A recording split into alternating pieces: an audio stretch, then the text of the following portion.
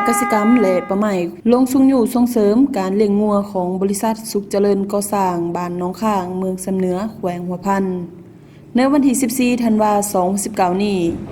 ฐานพลจัตวาสุรินทร์พรคำพจันทร์คณะประจำภาคแขวงหัวหน้ากองบัญชาการทหารแขวง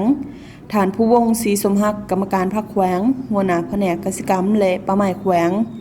มีการนำเมืองสำเหนือพร้อมด้วยคณะการที่เกี่ยวข้องเข้าร่วมนำในวาระการลงส่งอยู่ส่งเสริมและเยี่ยมยามก็ได้รับฟังการรายงานจากบริษัทสุขเจริญก่อสร้างว่าสถานที่เลี้ยงบ้านหนองข้างเสื่อมต่อเขตแดนบ้านนาเอาในเบื้องต้นได้ซื้องัวนำประชาชนมาเลี้ยงจำนวน21ตัวควาย5ตัวแต่ปี2018สามารถสร้างคอกได้2หลังมีเนื้อที่ปลูกหญ้าและบ่อนเลี้ยงสัตว์78เฮกตาร์มีกรรมกรเลี้ยง2ครอบครัว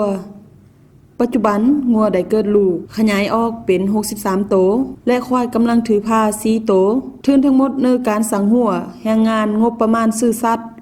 อาหารสัตว์แนวพันธุ์หญ้าและยาป้องกันพยาธิการบริการอื่นๆมีมูลค่า